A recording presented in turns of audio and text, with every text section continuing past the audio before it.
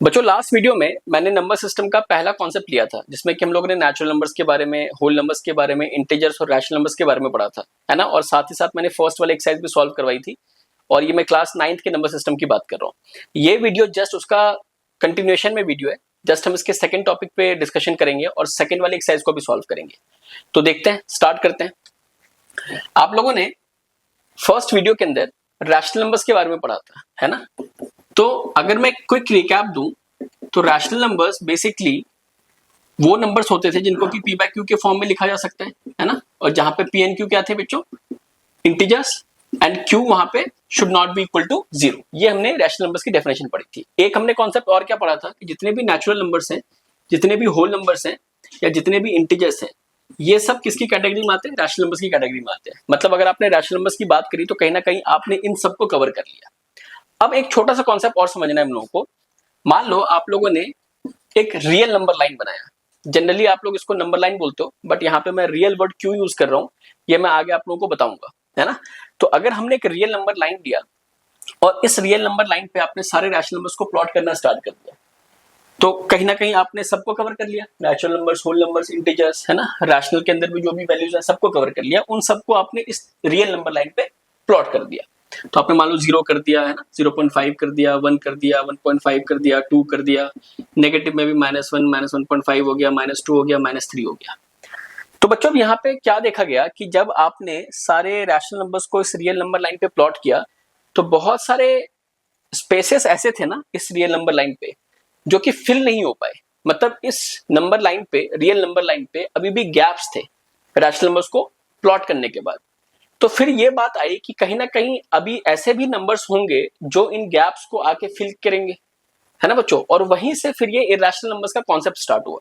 और मैं आपको एक चीज और बताता हूं कि जो सबसे पहला इरेशनल नंबर था जिसको डिस्कवर किया गया था वो था अपना √2। और इसको डिस्कवर करने वाले कौन थे, पाइथागोरस। आपने मैथमेटिशियन के बारे में सुना होगा, जो पाइथागोरस थ्योरम आप लोग पढ़ते हो। तो पाइथागोरस जो मैथमेटिशियन या फिलोसोफर कुछ भी बोल लो आप उनको, उनके जो फॉलोवर्स थे ना, जिनको पाइथागोरियंस बोला जाता है, तो उन लोगों ने ये √2 को सबसे पहले डिस्कवर किया गया था। तो आप लोग ये बोल सकते हो कि √2 सबसे पहला इरेशनल नंबर था जो कि डिस्कवर किया गया था। अब हम थोड़ा सा और डिटेल डिस्कशन करते हैं इरेशनल नंबर्स के बारे में क्लास 9th के अकॉर्डिंग। तो इरेशनल नंबर्स की अगर हम बात करें तो नाम से क्या लग रहा है, इररेशनल, मतलब विच आर नॉट रैशनल। तो कहीं ना कहीं मैं इनको पी बाय क्यू के फॉर्म में नहीं लिख सकता हूं, क्योंकि रैशनल नंबर्स को मैं पी बाय क्यू के फॉर्म में लिख सकता था जहां पे पी एंड क्यू क्या थे बच्चों, इंटीजर्स थे, है ना। और Q should not be equal to 0 था। तो यहां पे ये कंडीशन वैलिडेट नहीं होगी क्योंकि ये रैशनल नंबर्स नहीं है, इररेशनल है। तो इररेशनल की बेसिक डेफिनेशन क्या हो गई कि जिन नंबर्स को मैं रेशियो ऑफ दो इंटीजर्स के फॉर्म में नहीं लिख सकता हूं वो इररेशनल हो जाएंगे। मैं दोबारा बता रहा हूं, इररेशनल नंबर्स की बेसिक डेफिनेशन क्या होगी कि ऐसे नंबर्स जिनको कि आप रैशनल की तरह, मतलब रेशियो ऑफ दो इंटीजर्स के फॉर्म में नहीं लिख पाओगे वो इररेशनल हो जाएंगे। फॉर एग्जांपल मैं बात करता हूं √2 की। आप कहते हो कि मैं √2 को √2 पे 1 लिख लूंगा, मतलब पी बाय क्यू के फॉर्म में तो मैं लिख पा रहा हूं। बट अगर आप ध्यान से देखोगे, चलो 1 तो इंटीजर है, ये हमने लास्ट वीडियो में डिस्कस किया था कि 1 तो इंटीजर है, बट क्या √2 इंटीजर है, नहीं है ना बच्चों। तो क्या ये पी बाय क्यू के फॉर्म में लिख पाए, हम नहीं लिख पाए। तो इसीलिए मैं क्या बोलता हूं कि इररेशनल नंबर्स कौन से नंबर्स होंगे जिनको कि हम पी बाय क्यू के फॉर्म में नहीं लिख सकते हैं। इसी तरह से एक और एग्जांपल देखो आप लोग, जैसे मैंने √3 लिख दिया, तो √3 को आप अगर √3 by 1 कर दोगे, चलो ये तो इंटीजर है, क्या ये इंटीजर है, नहीं इंटीजर। तो क्या ये रैशनल हुआ, नहीं हुआ बच्चों। इसी तरीके से मान लो आपने √3 by 2 लिख दिया या कुछ भी √11 by 5 लिख दिया। तो सिर्फ आपको ये समझना है कि देखिए रूट वाले नंबर्स ही ऐसे नहीं है जो कि यहाँ पे कवर होंगे इररेशनल में। इस तरह के बहुत सारे डिफरेंट डिफरेंट नंबर्स हैं, बट आपके सिलेबस में जनरली हम लोग रूट्स को ही कवर करते हैं। इसी तरह से एक नंबर आपने सुना होगा पाई के बारे में, ये भी इररेशनल है ना। और भी जैसे बहुत सारी वैल्यूज होती हैं जो कि इररेशनल में आएंगी, बट इतना हमें यहाँ पर डिस्कस करने की जरूरत नहीं है। बेसिकली क्लियरेंस रखेंगे इसकी, इररेशनल नंबर्स क्या होते हैं जिनको कि हम लोग पी बाय क्यू के फॉर्म में नहीं लिख सकते, मतलब जिनको कि आप रेशियो ऑफ दो इंटीजर्स के फॉर्म में नहीं लिख सकते हो। इतनी सी डेफिनेशन आप लोगों को क्लियर होनी चाहिए। तो बच्चों बात यह आई कि जब हमने इररेशनल नंबर्स को डिस्कवर कर लिया, मतलब √2, √3, √5, है ना, पाई, इस तरह की बहुत सारी वैल्यू, बहुत मतलब इनफाइनाइटली मेनी है ये भी। जैसे रैशनल नंबर्स इनफाइनाइट है ना, तो उसी तरीके से इररेशनल नंबर्स भी बहुत सारे हैं, इनफाइनाइट है ना। जब इनको नंबर लाइन पे प्लॉट किया गया, मतलब आपने रैशनल को प्लॉट कर दिया इस रियल नंबर लाइन पे, आपने इरेशनल को प्लॉट कर दिया, फिर ये देखा गया कि रियल नंबर लाइन पूरी कंप्लीट हो गई, मतलब कहीं पे भी इसमें गैप नहीं छूटा। जो हम गैप की बात कर रहे थे ना कि जो सिर्फ रैशनल नंबर्स को डालने के बाद गैप रह गया था, वो इरेशनल नंबर्स ने उन सारे गैप को फिल कर दिया बच्चों। तो कहीं ना कहीं जो रियल नंबर लाइन थी वो पूरी हमारी कंप्लीट हो गई। इसीलिए हमेशा क्या बोला जाता है कि जब आप रियल नंबर्स की बात करते हैं तो रियल नंबर्स में हमेशा ये कॉम्बिनेशन होता है रैशनल प्लस इरेशनल का, ये ध्यान रखना आप लोग। और इसीलिए इसको बार बार मैं नंबर लाइन नहीं बोल रहा था, मैं इसको रियल नंबर लाइन बोल रहा था। क्यों? क्योंकि ये रैशनल और इरेशनल नंबर्स का कॉम्बिनेशन है। तो जहां पे भी रियल की बात होगी, रियल नंबर्स की बात होगी, तो वहां पे आपको ये समझना पड़ेगा कि वहां पे रैशनल की भी बात हो रही है प्लस इरेशनल की भी बात हो रही है। मतलब सिर्फ रैशनल नंबर से आप रियल नंबर नहीं बोल सकते, आपको रियल के लिए रैशनल प्लस इरेशनल दोनों की बात करनी पड़ेगी। तो ये चीज हमारे को क्लियर है यहां तक। एक छोटा सा एग्जांपल और देता हूं मैं कि अगर आप नंबर लाइन की बात करते हैं दोबारा से रियल नंबर लाइन की, तो इसमें हर एक पॉइंट क्या करेगा, किसी ना किसी एक नंबर को रिप्रेजेंट करेगा, चाहे वो नंबर रैशनल हो चाहे वो इरेशनल हो। तो कहने का मतलब क्या है कि यहाँ पे हर एक पॉइंट रियल नंबर लाइन पे हर एक पॉइंट एक रियल नंबर है, या आप ऐसे समझ लो कि हर एक रियल नंबर चाहे वो रैशनल हो चाहे वो इरेशनल हो, वो एक पॉइंट की तरह हम रिप्रेजेंट कर सकते हैं नंबर लाइन पे, रियल नंबर लाइन पे। मैं दोबारा बोलता हूं कि रियल नंबर लाइन पे हर एक पॉइंट एक यूनिक रियल नंबर को रिप्रेजेंट करता है। अब वो यूनिक रियल नंबर चाहे रैशनल हो चाहे इरेशनल हो, और इसका वाइस वर्सा क्या होगा कि हर एक यूनिक रियल नंबर चाहे रैशनल है चाहे इरेशनल है, वो हम नंबर लाइन पे रिप्रेजेंट कर सकते हैं रियल नंबर लाइन पे। दोनों चीजें क्लियर हो गई कि अगर रियल नंबर लाइन पे कोई भी एक पॉइंट उठाओगे आप तो एक रियल नंबर को रिप्रेजेंट करेगा, और कोई भी एक रियल नंबर एक पोजीशन जरूर सिक्योर करेगा रियल नंबर लाइन पे। इतनी चीजों को आपको क्लियर करके रखना है। क्लियर है यहां तक? आगे बढ़ते हैं बच्चों हम लोग। बच्चों अब हम लोग कुछ एग्जांपल्स की तरफ चलते हैं जिसमें कि हम लोग ये सीखेंगे कि रियल नंबर लाइन पे इरेशनल नंबर्स को कैसे रिप्रेजेंट किया जाता है। इसमें सबसे पहला एग्जांपल है हमारा √2 के लिए। तो √2 को हम लोग ट्राई करते हैं रियल नंबर लाइन पे रिप्रेजेंट करने के लिए। अब देखो बच्चों, √2 के लिए आप ये सोच सकते हो कि अगर आपने रियल नंबर लाइन बनाया, यहाँ पे हमने 0 मार्क किया, यहाँ पे हमने 1 मार्क किया, मान लो यहाँ पे आपने 2 मार्क कर दिया, इक्वल गैप्स होने चाहिए, ये हमेशा ध्यान रखना कि इक्वल गैप्स आपको रिप्रेजेंट करना है। अब आपने क्या करा, देखो √2 को अगर आप थोड़ा सोचोगे ना तो मैं इसको कैसे लिख सकता हूँ पाइथागोरस थ्योरम के थ्रू। इसको मैं √1 का स्क्वायर प्लस 1 का स्क्वायर कर सकता हूँ, है ना। तो ये कितना आएगा, 1 का स्क्वायर 1 और 1 का स्क्वायर अगेन 1, मतलब ये √2 के करीबन आ जाएगा, है ना। तो कहने का मतलब क्या है कि अगर मैं एक नंबर लाइन पे ये मैंने 1 को मार्क करा, अब यहां पे क्या करूंगा, मैं एक 90 डिग्री का एंगल बनाऊंगा। वो सबको आता होगा आप लोगों को 90 डिग्री का एंगल बनाना, या आपने 90 डिग्री का एंगल बना लिया। फिर क्या करना है आपने, देखिए कंपास को यहां पर रखना है, इस पोजीशन पे कंपास को रखना है, और जितना आपने 1 यहां मार्क किया है ना, जितनी भी यूनिट आपने ली है, कि चाहे वो आपने 1 सेंटीमीटर ले रखा है या 1 इंच के बराबर ले रखा है, क्योंकि 1 सेंटीमीटर कई बार बहुत छोटा हो जाता है नोटबुक पे बनाने के लिए। तो कई बार बच्चे क्या करते हैं कि बड़ी वैल्यूज को ले लेते हैं 1 की तरह। मतलब अगर आपने ये 1 इंच लिया है तो ये भी आपको 1 इंच में ही लेना पड़ेगा, फिर आगे की यूनिट्स भी 1 इंच में ही चलेंगी, इवन नेगेटिव में भी 1 इंच में ही लिखोगे आप। मतलब यूनिट्स आपको कभी चेंज नहीं करनी है। तो जो भी यूनिट आपने यहाँ पे लिया है ना, उसी यूनिट से आप यहाँ पे कट मार्क करोगे। मतलब इसको आप चाहे कंपास से मेजर कर लो, कैसे मेजर करोगे सबको पता ही होगा कि कंपास को यहाँ पर रखो, पेंसिल को यहाँ पर रखो, तो ये आपका यूनिट मेजर हो गया। अब उसी कंपास को यहाँ पर रख के, पेंसिल को यहाँ पर रख के एक आर्क बना देना है। तो ये क्या हो गया, ये 1 सेंटीमीटर की 90 डिग्री का एंगल आपने पहले बना लिया, है ना। अब ये 1 सेंटीमीटर या जो भी आपने 1 इंच लिया, जो भी 1 यूनिट लिया, वो आपने यहाँ पे मार्क कर लिया। तो इस पॉइंट को हमने O मार्क कर दिया, इस पॉइंट को हमने A मार्क कर दिया, इस पॉइंट को हमने B मार्क कर दिया। ठीक है बच्चों, ये 90 डिग्री का एंगल हमने पहले बना लिया। अब इसको क्या करोगे आप लोग, इसको यहाँ से ज्वाइन कर दो, है ना। इसको हमने ज्वाइन कर दिया। अब देखो क्या होगा, इन ट्राइंगल OAB, है ना, हम क्या लिख सकते हैं कि यूजिंग पाइथागोरस थ्योरम, आप क्या करोगे, 90 के सामने वाला हाइपोटेन्यूज, मतलब OB का स्क्वायर इक्वल्स टू OA का स्क्वायर प्लस AB का स्क्वायर, है ना। तो OA कितना है हमारे पास, 1 यूनिट है, AB कितना है, 1 यूनिट है, तो 1 का स्क्वायर प्लस 1 का स्क्वायर कितना हो गया, 1 + 1 2 हो गया। तो OB का स्क्वायर कितना हो गया बच्चों, OB का स्क्वायर आपका 2 हो गया। तो OB कितना हो गया आपका, √2 के बराबर वैल्यू होगी।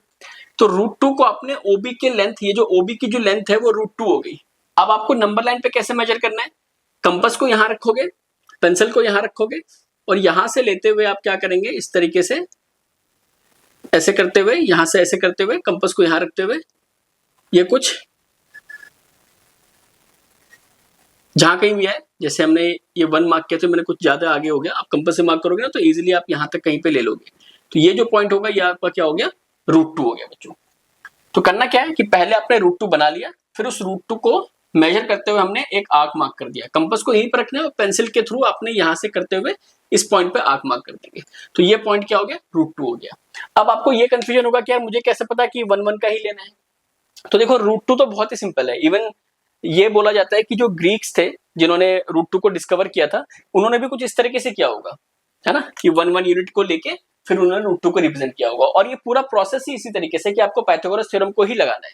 फॉर एग्जाम्पल अभी मैं आपको √3 करके दिखाऊंगा, है ना, फिर और भी वैल्यूज हम लोग करके देखेंगे तो आपको आइडिया लग जाएगा। तो बेसिकली आपको कोई भी वैल्यू को अगर रिप्रेजेंट करना है रियल नंबर लाइन पे, तो आप उसको पाइथागोरस थ्योरम के थ्रू ब्रेक कर लो, है ना, वो सबसे आसान तरीका होता है। जैसे फॉर एग्जाम्पल आपको √17 को करना है, √17 को करना है, जिसको मैं कैसे लिख सकता हूँ, 4 का स्क्वायर प्लस 1 का स्क्वायर, है ना, तो 16 प्लस 1 हो जाएगा ना, तो 17 आ जाएगा। तो यहाँ पे आपको 4 और 1 में आपको डायमेंशंस लेने पड़ेंगे, ये भी मैं करके दिखाऊंगा कैसे करना है। बट अभी के लिए हमने क्या देखा, √2 को हमने इस तरीके से रिप्रेजेंट करना सीख लिया। अब हम देखते हैं कि √3 कैसे रिप्रेजेंट कर सकते हैं बच्चों।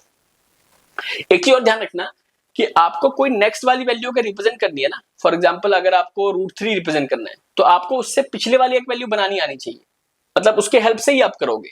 तो √3 के लिए आपको √2 पता होना चाहिए, है ना। अब इसी तरह से अगर आपको √7 बनाना होगा तो √7 के लिए आपको √6 बनाना आना चाहिए, है ना। तो ये सीक्वेंस में चलता है। मतलब अगर आपको √n बनाना है, फॉर एग्जाम्पल कि अगर आप √n की वैल्यू यहाँ पे प्लॉट करना चाहते हो रियल नंबर लाइन पे, तो आपको √n-1 बनाना पहले होगा, उसके बाद ही आप अगली वाली वैल्यू बना सकते हैं बच्चों। ये चीज क्लियर है। अब हम देखते हैं √3 को कैसे रिप्रेजेंट कर सकते हैं। √3 सबसे पहले फिर से आपको √2 बनाना पड़ेगा। मान लो मैंने 1 ले लिया, मैंने 2 ले लिया, है ना। तो √2 के लिए हमने क्या करना था कि पहले ये 1 ले लिया, 1 पे 90 डिग्री का एंगल बनाओगे आप, इसको मार्क कर देंगे, ये O हो गया पॉइंट, ये A हो गया। अब यहाँ से कंपास लेके जितना आपने 1 यूनिट लिया था, क्या करना है हमें कि जो यूनिट की लेंथ यहाँ पे है उतनी ही यूनिट की लेंथ यहाँ पे भी आनी चाहिए। तो यहाँ से लेके यहाँ तक आपने मान लो 1 यूनिट हो गया, ये पॉइंट B मार्क कर दिया आपने, ये आपने क्या हो गया हमारा √2 हो गया, ये √2 हो गया। अब यहां से लेके कंपास इसको आप ऐसे ले लोगे तो कहीं ना कहीं हमारा √2 मार्क हो गया। अब हम √2 के थ्रू क्या बनाएंगे, √3 बनाएंगे, है ना। अब देखो √3 कैसे बनाओगे आप, इसी पे बनेगा। अब ये थोड़ा सा कॉम्प्लेक्स है, इसको आपको बहुत अच्छे से समझना है। जब आपने √2 बना दिया तो अब आपको बेस ये लेना है। तो कहने का मतलब क्या है कि एक लेंथ, देखो √3 को आप कैसे रिप्रेजेंट करोगे, अगर मैं √2 का स्क्वायर प्लस 1 का स्क्वायर करूंगा तो √2 का स्क्वायर 2 और 1 का स्क्वायर 1, तो ये 3 हो जाएगा, है ना। तो √3 को रिप्रेजेंट करने के लिए आप क्या करोगे, √2 ये हो गया। अब ये हमारा बेस लाइन बन गया, जो बेस लाइन आपने यहां पे लिया था ना, वो बेस लाइन अब ये बन जाएगा और यहां पे आप 90 डिग्री का एंगल बनाओगे, ये 90 डिग्री का एंगल बन गया, है ना। और यहां पे आपको कितना मार्क करना है, 1 यूनिट मार्क करना है। क्यों, क्योंकि √2 और 1 आएगा ना, तो 1 यूनिट कहां से मार्क करोगे, जो आपने 1 यूनिट ये लिया था ना उसी को मेजरमेंट रखोगे, या तो इसको रखो आप, या जो भी यहां तक आपने भी 1 ले रखा है उसको भी 1 ले सकते हो। मतलब कैसे भी करके जो सेम यूनिट है ना वही लेके चलना है आपको। तो यहां से आपने एक 1 का मार्क कर दिया और फिर इसको आपने यहां से ज्वाइन कर दिया। तो अब ये पॉइंट C हो गया, है ना, ये √2 और ये 1 यूनिट था। अब आप कंपास अगर आप यहां पे रखे, पेंसिल को यहां पे रखेंगे तो ये जो पॉइंट आएगा ये कहीं पे आ जाएगा √3 और उसको लिखोगे क्या आप लोग कि in triangle OBC using Pythagoras theorem OC का स्क्वायर, क्योंकि 90 यहां बनाया तो 90 के सामने वाली साइड हाइपोटेन्यूज हो जाएगी, OC का स्क्वायर इक्वल्स टू OB का स्क्वायर प्लस BC का स्क्वायर। तो OB कितना है, √2 का स्क्वायर, BC कितना है, 1 का स्क्वायर, तो √2 का स्क्वायर 2, 1 का स्क्वायर 1, तो ये 3 हो गया, है ना। तो ये जो मैंने यहाँ बताया था कि OC का स्क्वायर हमारा क्या आ गया, 3 आ गया, तो OC की वैल्यू कितनी आ जाएगी, √3 आ जाएगी बच्चों। तो ये हमने √3 को रिप्रेजेंट कर दिया। तो इन जनरल आपको कुछ भी अगर रिप्रेजेंट करना है ना, तो आपको उससे एक पहले वाला बनाना ही पड़ेगा, है ना। अब जैसे फॉर एग्जाम्पल आपको लेट्स सपोज कि रूट 17 बनाना है जो हम डिस्कस कर रहे थे। अब देखो आप उसको कैसे ब्रेक कर पाओगे।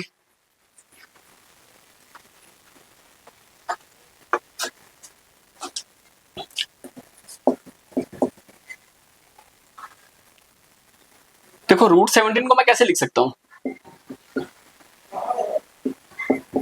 4 का स्क्वायर और 1 का स्क्वायर लिख सकते हैं हम लोग। 4 का स्क्वायर क्या हो जाएगा 16 और 1 का स्क्वायर 1 ही रहेगा, है ना। तो कहीं ना कहीं 17 बन जाएगा ये। तो कहने का मतलब क्या है कि आप रूट 17 को आपने कैसे ब्रेक किया, 4 के स्क्वायर में और 1 के स्क्वायर में। तो इसी तरीके से हम इसको बनाते हैं। अब कैसे बनाते हैं बहुत इंपॉर्टेंट है, बहुत ध्यान से देखना आप लोग। आपने क्या करा, एक नंबर लाइन लिया, 0 मार्क किया इस पे। अब यहाँ पे आप 4 यूनिट मार्क करो। मैं हमेशा ये सजेस्ट करूंगा कि जो बड़ी वैल्यू होती है ना, जब आपने उसको ब्रेक किया दो वैल्यूज में, तो जो बड़ी वैल्यू होगी उसको हमेशा बेस लेना आप लोग, क्योंकि छोटी वैल्यू को आप ऊपर बना सकते हो और बड़ी वैल्यू को ऊपर बनाने में ना थोड़ी मुश्किल आएगी। इसलिए हमेशा बेस क्या लेना आपको, बड़ी वैल्यूज को। तो 1 यूनिट, 2 यूनिट, 3 यूनिट, 4 यूनिट। और ये थोड़ा ना आपको प्लान करना पड़ेगा कि यार जब ज्यादा बड़ी वैल्यूज हो तो डायमेंशंस जो यूनिट की लेंथ होगी ना वो आप छोटी ले लेना, है ना। जब छोटी वैल्यूज हो तो यूनिट की लेंथ आप बड़ी ले सकते हो, मतलब इंचेस में भी मेजर कर सकते हो। बट यहाँ पे ऑलरेडी 4 है ना, तो इसलिए मैंने सेंटीमीटर्स के थ्रू ही लेना प्रेफर करूंगा यहाँ पे। इसी तरीके से आपको भी सोचना है। अब 4 यूनिट और 1 यूनिट को मार्क करना है बच्चों। तो 1 2 3 4, है ना। हमने क्या करा, यहां तक लिया पेंसिल को, ये O मार्क किया पॉइंट, ये हमने A मार्क कर दिया। फिर से यहाँ पे क्या करना है, 90 डिग्री का एंगल बनेगा। सेम कॉन्सेप्ट, ये हमने 90 डिग्री एंगल बना लिया। अब हमें यहाँ पे कितना चाहिए, 1 चाहिए, क्योंकि 4 का स्क्वायर तो 4 तो इधर कवर हो गया, 1 का स्क्वायर तो 1 यूनिट। जितना आपने ये ले रखा है उतना ही क्या करोगे आप, कंपास रख के यहाँ पे पेंसिल से मार्क कर दोगे। और यहाँ से यहाँ तक क्या हो गया, क्लियर है ना। तो इन ट्राइंगल OAB, फिर से यूजिंग पाइथागोरस, स्पेलिंग का देख लेना आप लोग, मैं शॉर्ट में लिख रहा हूं थोड़ा। तो क्या आएगा, OB का स्क्वायर इक्वल्स टू OA का स्क्वायर प्लस AB का स्क्वायर, है ना। OA कितना है हमारा 4 का स्क्वायर, AB कितना है 1 का स्क्वायर, तो 16 प्लस 1। तो कहने का मतलब क्या है कि OB का स्क्वायर आ गया 17, तो OB कितना आ गया हमारा रूट 17। तो O पे फिर कंपास रखो, B पे पेंसिल रखो आप लोग, है ना। और ये कुछ यहां से जब आर्क आएगा ना, तो ये वाला पॉइंट आपका रूट 17 की तरफ मार्क करोगे आप। ये बात समझ में आ गई। अब इसी तरीके से अगर मान लो आपको रूट 37 बनाना है तो कैसे कैसे ब्रेक करोगे, 6 का स्क्वायर प्लस 1 का स्क्वायर, और भी वैल्यूज हो सकते हैं हम लोग। फॉर एग्जांपल अगर हमें मान लो रूट 13 बनाना है ना, तो इसमें हम दो यूनिक वैल्यू दे सकते हैं। क्या क्या ले सकते हो आप लोग, 3 का स्क्वायर और 2 का स्क्वायर, ये बना के देखते हैं रूट 13, है ना। डिफरेंट डिफरेंट एग्जांपल्स के थ्रू हमारे को चीजें क्लियर करनी है बच्चों। तो एक बार हम लोग रूट 13 बना के देखते हैं। तो रूट 13 के लिए मैंने क्या बताया आपको कि 3 का स्क्वायर प्लस 4 का स्क्वायर, सॉरी 2 का स्क्वायर, क्योंकि 9 प्लस 4 में ब्रेक होगा नहीं है। तो अब आप क्या करोगे कि 3 का स्क्वायर को हम लोग बेस पे ले लेंगे। जैसे ये 0 था, ये 1 था, ये 2, ये 3, ये 4, है ना। तो 3 हमने बेस पे ले लिया, इसको O मार्क कर दिया, इसको A मार्क कर दिया। और इस पे इधर हमें कितना लेना है, 2 यूनिट्स लेना है ना। इस पे अभी हमें 1 यूनिट नहीं लेना बच्चों, 2 यूनिट्स लेना है। तो मैं क्या करूंगा, 3 पे 90 डिग्री का एंगल बनाऊंगा, है ना। और कंपास से 2 यूनिट्स यहाँ पे मेजर कर लो आप, उतना ही आर्क यहाँ पे लगा दो। ये मान लो 2 यूनिट हो गया, ये हमने B मार्क कर लिया इस पॉइंट को। अब यहां से क्या करोगे आप लोग, इसको ज्वाइन कर दोगे। 90 डिग्री का एंगल था, अब हम क्या लिखेंगे कि in triangle OAB using Pythagoras theorem, OB hypotenuse बनेगा, 90 के सामने वाले साइड है ना। OA का स्क्वायर प्लस AB का स्क्वायर, OA कितना है 3, AB कितना है 2 का स्क्वायर, कितना हो गया 9 प्लस 4, तो OB स्क्वायर हमारा कितना आ गया 13। तो OB कितना आ जाएगा बच्चों, रूट 13, है ना। तो OB रूट 13 हो गया। मतलब आप कंपास को यहां रखो, पेंसिल को यहां रख के, तो ये कहीं ना कहीं इस वाले पॉइंट पे आपने रूट 13 मार्क कर दिया, है ना। इस तरीके से आप किसी को भी ब्रेक करके बना सकते हो। और इसका ना एक बहुत प्यारा सा स्पाइरल भी बनता है। वो कैसे बनता है वो भी मैं आपको दिखाता हूं। अब अगर आपको रूट 37 बनाना है तो आप क्या करोगे, 6 का स्क्वायर प्लस 1 का स्क्वायर कर दो, वो रूट 37 बन जाएगा, है ना। 6 का स्क्वायर 36 हो गया और 1 का स्क्वायर कर दोगे आप, तो 1 तो 36 प्लस 1 37 में कन्वर्ट हो जाएगा। अच्छा, इससे और भी कुछ वैल्यूज हम देख सकते हैं। जैसे मान लो 29 बनाना है ना, अगर आपको ये बोला जाता है कि रूट 29 बना के दिखाओ, तो रूट 29 के लिए क्या करोगे आप लोग, 25 प्लस 4 में ब्रेक करोगे, है ना। तो 5 का स्क्वायर और 2 का स्क्वायर बना लो, मतलब नीचे आपको 5 यूनिट्स मार्क करने पड़ेंगे, ऊपर आपको 2 यूनिट्स मार्क करना पड़ेगा। इस तरीके से आप किसी भी चीज को ब्रेक करके बहुत इजीली ड्रॉ कर सकते हो, किसी भी इरेशनल नंबर को जो कि रूट के फॉर्म में नंबर लाइन पे। यहां तक हमारे को चीजें क्लियर है ना। अब हम आगे बढ़ते हैं। जो मैं स्पाइरल की बात कर रहा था, वैसे उसका एक क्वेश्चन है आपकी एक्टिविटी के लिए एक्सरसाइज के अंदर ना, तो हम लोग एक्सरसाइज स्टार्ट करते हैं, फिर उसी में मैं सारे क्वेश्चन जब सॉल्व करूंगा तो एक बार स्पाइरल वाला भी हम लोग डिस्कशन कर लेंगे।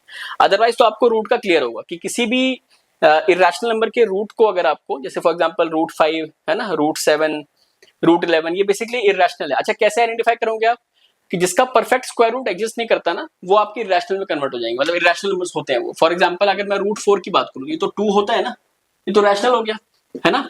रूट 7 ये क्या होगा, इरेशनल होगा। रूट 11 ये इरेशनल होगा। रूट 19 ये इरेशनल होगा। रूट 37 ये इरेशनल होगा। तो ये सारी वैल्यू इरेशनल हो जाएंगी। इनको रिप्रेजेंट करने के लिए आ सकता है आपको नंबर लाइन पे, है ना। अब हम लोग स्टार्ट करते हैं एक्सरसाइज 1.2। पहले क्वेश्चन में 3 पार्ट्स हैं। फर्स्ट पार्ट क्या बोल रहा है कि every irrational number is a real number. बात क्या बोल रहा है कि जितने भी इरेशनल नंबर है, हर एक इरेशनल नंबर एक रियल नंबर है। तो ये बात तो सही है। कैसे सही है, क्योंकि अभी थोड़ी देर पहले हम लोगों ने क्या डिस्कस किया था कि रियल नंबर के अंदर 2 चीजें होती हैं, एक होता है रैशनल, है ना, और दूसरा क्या होता है, इररेशनल। तो अगर वो बोलता कि every irrational number is a real number, जो कि बोल रहा है कि every irrational number is a real number, बिल्कुल सही बात है। इवन अगर वो ये बोलता कि every rational number is a real number, तब भी बात सही थी। बट अगर स्टेटमेंट ये होती कि every real number is an irrational number, तो ये बात गलत हो जाती है। क्यों? क्योंकि हर एक रियल नंबर जरूरी नहीं है कि रैशनल हो, वो रैशनल भी हो सकता है। ये बात क्लियर है बच्चों। तो अभी का जो स्टेटमेंट है कि every irrational number is a real number, ये ट्रू हो जाएगा हमारा। तो पहला स्टेटमेंट क्या है हमारे लिए, ट्रू है। अब सेकंड पार्ट देखते हैं। सेकंड पार्ट थोड़ा सा इंपॉर्टेंट है। सेकंड पार्ट क्या बोल रहा है कि every point on the number line is of the form root M where M is a natural number. Root M के फॉर्म में हम किसी भी पॉइंट को रियल नंबर लाइन पे, क्वेश्चन क्या बोल रहा है कि रियल नंबर लाइन पे अगर कोई भी पॉइंट को हम रिप्रेजेंट करते हैं, उसको हम रूट एम से रिप्रेजेंट कर सकते हैं, जो कि, और वहां पे एम क्या होगा, एम यहां पे क्या है, एक नेचुरल नंबर है। अब अगर आप लोग ध्यान से नंबर लाइन को देखेंगे 0 1 2 3 4 5, है ना, तो पॉजिटिव साइड में ये बातें तो वैलिडेट होती है कि भाई कोई भी अगर मैं नंबर को रिप्रेजेंट कर पा रहा हूं, जैसे 3 है, ये भी स्क्वायर रूट ऑफ 9 है, 2 है, ये स्क्वायर रूट ऑफ 4 हो जाएगा, 1 को मैं स्क्वायर रूट ऑफ 1 लिख सकता हूँ, 4 को मैं क्या कर सकता हूँ, रूट 16 हो जाएगा, 5 रूट 25 हो जाएगा। इवन थोड़ी देर पहले हम लोगों ने कुछ इरेशनल नंबर्स को भी रिप्रेजेंट किया था, जैसे रूट 2 के फॉर्म में, रूट 3 के फॉर्म में, है ना, रूट 5 के फॉर्म में, रूट 37 के फॉर्म में। तो यहाँ पे सारे क्या थे, नेचुरल नंबर था, ये भी नेचुरल नंबर था, ये भी नेचुरल नंबर है। इवन रूट 2 में 2 भी नेचुरल नंबर है। तो ये पॉजिटिव वाली वैल्यूज के लिए तो सही बात बैठ रही है। लेकिन अगर मैं 0 को कंसिडर करूं, इवन आप 0 भी छोड़ो, अगर मैं नेगेटिव की बात करूं, तो क्या मैं अंडर रूट ऑफ -1, अगर मैं ये लिखूंगा अंडर रूट ऑफ -1 या कुछ भी, मतलब -1 को मैं किसी नेचुरल नंबर के रूट में तो ना रिप्रेजेंट कर सकता हूं। आप समझ रहे मेरी बात को? क्योंकि कोई भी ऐसा नेचुरल नंबर तो नहीं होगा ना जिसका कि स्क्वायर रूट माइनस में आ जाए, ठीक है ना, ये बात क्लियर है। तो ये स्टेटमेंट क्या हो जाएगी हमारी, फॉल्स हो जाएगी। क्यों? क्योंकि जो नेगेटिव साइड वाले नंबर्स होंगे, इवन जो 0 भी होगा, 0 भी नेचुरल नंबर नहीं होता, है ना, तो 0 या उससे इधर की जो लेफ्ट की साइड वाली वैल्यूज आएंगी, उनको मैं इस फॉर्म में रिप्रेजेंट नहीं कर सकता हूं। तो ये स्टेटमेंट इसलिए क्या हो जाएगी, फॉल्स हो जाएगी बच्चों। ये पार्ट क्लियर है। अब थर्ड पार्ट पे चलते हैं। थर्ड पार्ट क्या बोल रहा है आपको कि every real number is an irrational number. वो तो आप यहीं से क्लियर कर सकते हो। अभी हमने क्या डिस्कस किया था कि, चलो इसको हटा ही देते हैं। अभी हम लोगों ने थोड़ी देर पहले क्या डिस्कस किया कि रियल नंबर को मैं रैशनल और इरेशनल दोनों के कॉम्बिनेशन में लिख सकते हैं, है ना। अब क्वेश्चन में क्या बोल रहे हैं थर्ड पार्ट में कि every real number is an irrational number, जो कि हमने फर्स्ट पार्ट में डिस्कस कर ही लिया है ऑलरेडी कि every real number is an irrational number. But ये तो वैलिडेट नहीं होगा ना, क्योंकि रियल नंबर तो रैशनल भी हो सकता है, इरेशनल भी हो सकता है। एक और एग्जांपल की तरह समझते हैं इसको। मान लो मैं बोलता हूं 2, अब 2 क्या है, 2 इरेशनल तो है नहीं, 2 क्या है, रैशनल नंबर है ना, बट ये रियल तो है ना। तो हर एक रियल नंबर को ये बोलना कि वो इरैशनल बन जाएगा, ये स्टेटमेंट गलत हो जाएगी। तो एवरी रियल नंबर रैशनल भी हो सकता है या इरैशनल भी हो सकता है बच्चों। ये क्लियर है? तो ये तीनों पार्ट्स क्लियर है। अब हम लोग चलते हैं सेकंड क्वेश्चन की तरफ, जो इस एक्सरसाइज का जो सेकंड क्वेश्चन है वो देखते हैं। तो सेकंड क्वेश्चन क्या बोल रहा है बच्चों कि are the square roots of all positive integers irrational if not given example of the square root of a number that is a rational number. बहुत ध्यान से समझना इस क्वेश्चन को भी आप लोग। क्या बोल रहे हैं? Are the square roots of all positive integers irrational. तो जितने भी पॉजिटिव इंटीजर्स हैं, मान लो मैंने 1 ले लिया है ना, सही सही समझते हैं, 3 ले लिया, 4 ले लिया, 5 ले लिया, हमने 6 ले लिया, 7 ले लिया, 8 ले लिया, 9 ले लिया। तो क्या बोल रहा है ये, और भी इस तरह की आप बहुत सारी वैल्यूज ले सकते हैं। तो क्वेश्चन में क्या बोल रहा है कि are the square roots of all positive integers irrational. तो क्या इनका स्क्वायर रूट इरैशनल ही है? देखते हैं। रूट 2 तो चलो इरैशनल हो जाएगा, रूट 3 भी इरैशनल है, रूट 4 को तो मैं 2 लिख सकता हूँ, तो ये तो रैशनल बन गया। इवन रूट 9 को मैं 3 लिख सकता हूँ, ये भी रैशनल बन गया। रूट 1 भी हम 1 लिख सकते हैं, तो ये भी क्या बन गया? रैशनल बन गया। तो ये बोलना कि इंटीजर्स के जो पॉजिटिव इंटीजर्स है उनका स्क्वायर रूट हमेशा इरैशनल होगा, तो ये स्टेटमेंट गलत हो जाएगी। एग्जांपल्स के लिए प्रूव करने के लिए हम रूट 4 बोल सकते हैं, रूट 9 बोल सकते हैं, रूट 16 बोल सकते हैं, रूट 25 बोल सकते हैं। बहुत सारे ऐसी वैल्यूज है जिनका कि स्क्वायर रूट क्या आएगा? रैशनल में कन्वर्ट हो जाएगा। ये चीज क्लियर है? यहां तक क्लियर है। अब हम चलते हैं थर्ड वाले में। बच्चों थर्ड वाला क्वेश्चन ना क्या है कि यहाँ पे हमको फिर से रूट 5 को, जो कि एक इरैशनल नंबर है, इसको हमें क्या करना है? नंबर लाइन पे रिप्रेजेंट करना है। तो इसमें ना एक स्पाइरल काइंड ऑफ पैटर्न बनेगा। और इवन जब आप फोर्थ क्वेश्चन देखोगे ना, जो कि क्लासरूम एक्टिविटी है, अगर इसमें आप बहुत सारी वैल्यूज बनाओगे तो ये प्रॉपर एक बहुत प्यारा सा स्पाइरल बन के आएगा।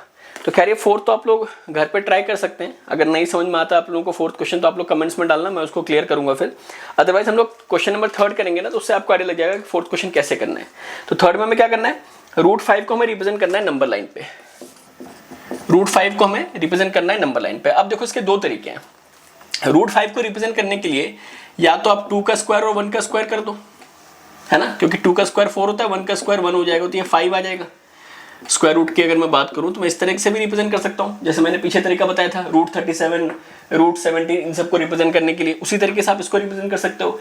या इसको आप एक और तरीके से रिप्रेजेंट कर सकते हैं कि अगर आपको रूट 5 चाहिए तो उसके पहले आपको रूट 4 बनाना पड़ेगा, है ना। अगर मेरे को कोई भी एक रूट n वाली वैल्यू चाहिए तो उसके लिए मैं रूट n-1 बनाऊंगा, तो रूट 4 बनाना पड़ेगा। रूट 4 के लिए आपको रूट 3 बनाना पड़ेगा, रूट 3 के लिए आपको रूट 2 बनाना पड़ेगा।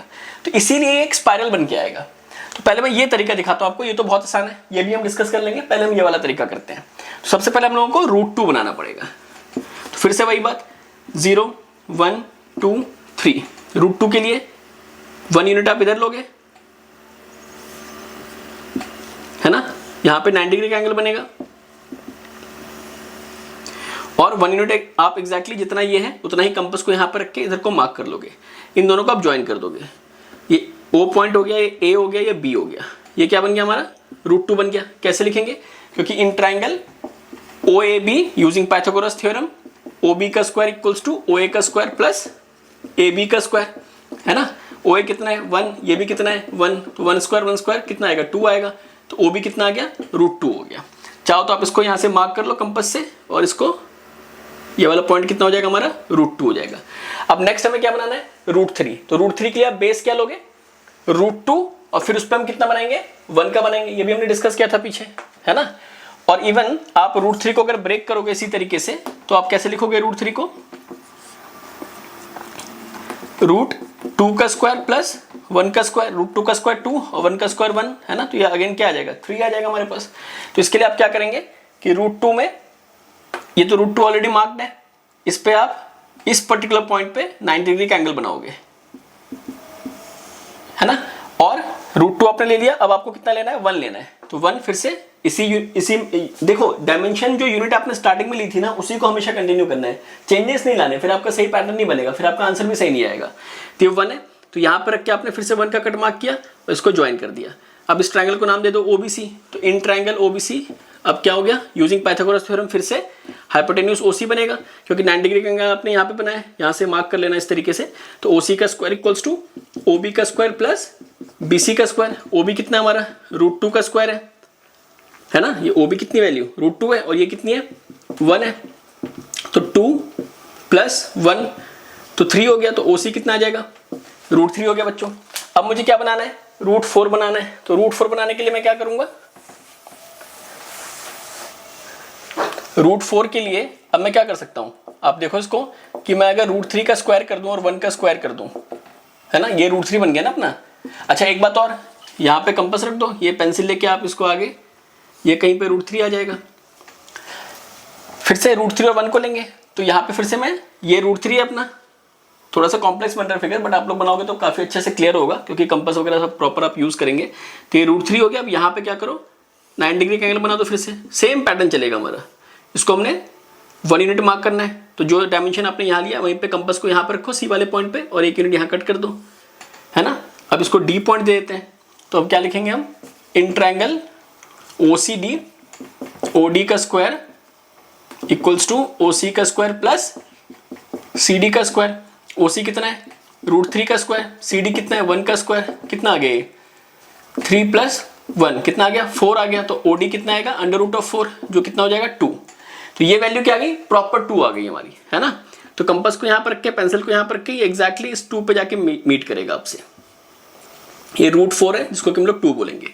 अब फाइनली हमें √5 बनाना है, तो उसके लिए क्या करोगे आप, √4 पे, है ना, √5 बनाना ना आपको, तो आप क्या कर सकते हो, √4 का स्क्वायर प्लस 1 का स्क्वायर, जो कि कितना हो जाएगा 4 + 1, जो कि 5 हो जाएगा। या वैसे अगर आप देखो तो √4 बेसिकली क्या है, 2 ही है ना, तो 2 का स्क्वायर और 1 का स्क्वायर, तब भी कितना आएगा 4 + 1, जो कि 5 आ जाएगा, है ना। तो अब हम क्या करेंगे, यहाँ पे ये क्या था अपना √4 या 2 बोल सकते हो आप इसको। यहाँ पे फिर से 9 डिग्री का एंगल बनाओ आप,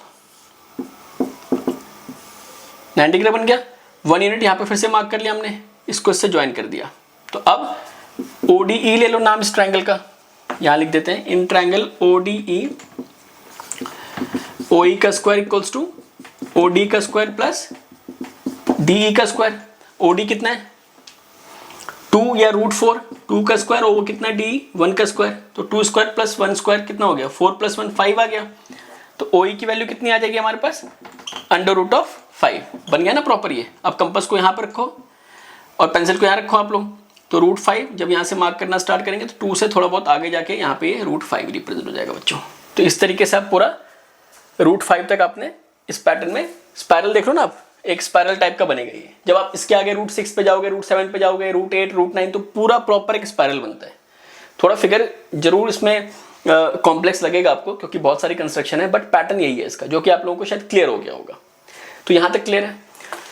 तो बच्चों देखो 1.2 के हमने सारे इंपॉर्टेंट क्वेश्चन क्या है, ऑलमोस्ट हमने पूरा खत्म किया है। बस एक 4th क्वेश्चन मैंने छोड़ा है जो कि आपकी क्लासरूम एक्टिविटी है, और जस्ट आपको इसी तरीके से काम करना है उसमें भी। तो ये लोग आप ये क्वेश्चन आप लोग घर पे ट्राई करना, कुछ भी दिक्कत है आप लोग कमेंट्स में जरूर डालना।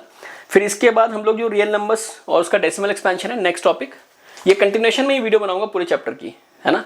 तो इसके नेक्स्ट वाली वीडियो में हम डेसिमल एक्सपेंशन की बात करेंगे, रैशनल नंबर्स की भी और इरेशनल नंबर्स की भी, और साथ में जो नेक्स्ट वाली एक्सरसाइज है उसको भी हम लोग डिस्कस करेंगे।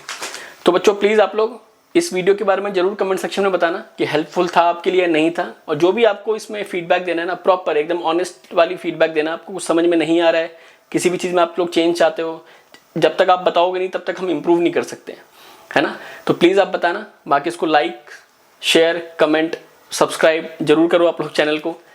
फिर नेक्स्ट वीडियो में मिलते हैं हम लोग।